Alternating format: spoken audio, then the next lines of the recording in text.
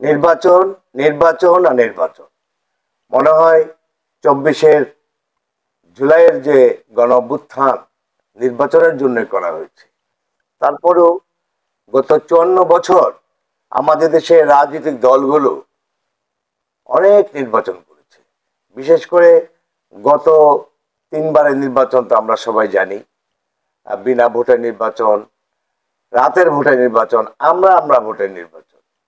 যাক, সবার যখন এত শখ আরেকটা নির্বাচনের, আমাদের চিন্তা ছিল যে সংস্কার করে তারপর নির্বাচন। কি কি সংস্কার করবে ইতিমধ্যে আমি ব্যক্ত করেছি। নির্বাচন এখনই সম্ভব, যখন চাই তখনই সম্ভব। নির্বাচন আমরা রাজনৈতিক দলগুলো ঐক্যবদ্ধ হলে উইদিন 3 মান্থ নির্বাচন দেওয়া সম্ভব। শুধু রাজনৈতিক দলগুলোকে একটা ঐক্যবদ্ধ হতে হবে।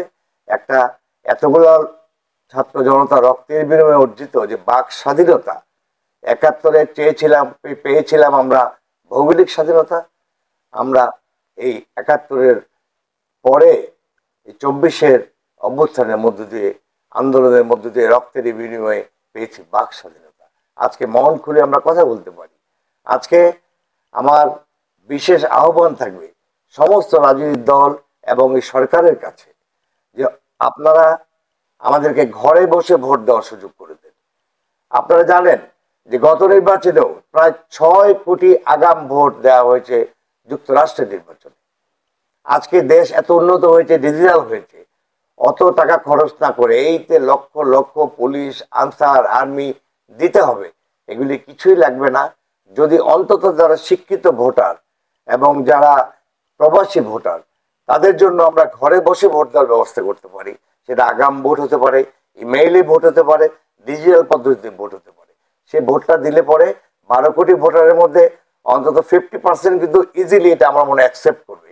আসেন আমরা এই বিষয়ে আলোচনা শুরু করি এবং নির্বাচন কমিশন সহ বর্তমান সরকারকে আবেদন জানাই অবিলম্বে আমরা যেন সবাই ঐক্যবদ্ধ হতে পারি এই ব্যাপারে।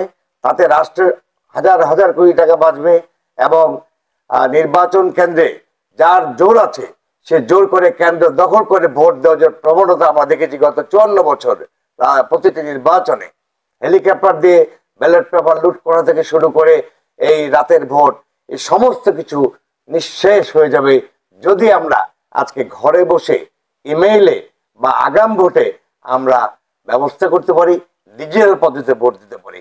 আসেন আমরা সবাই ভাবি এটা অত্যন্ত সিরিয়াসলি ভেবে আমাদেরকে আগামী 2 মাসের মধ্যে এই ব্যাপারে সিদ্ধান্ত দিতে হবে। এটা হবে জাতির জন্য, সারা পৃথিবীর জন্য এক দিক নির্দেশনা। সবাইকে ধন্যবাদ। আল্লাহ হাফেজ।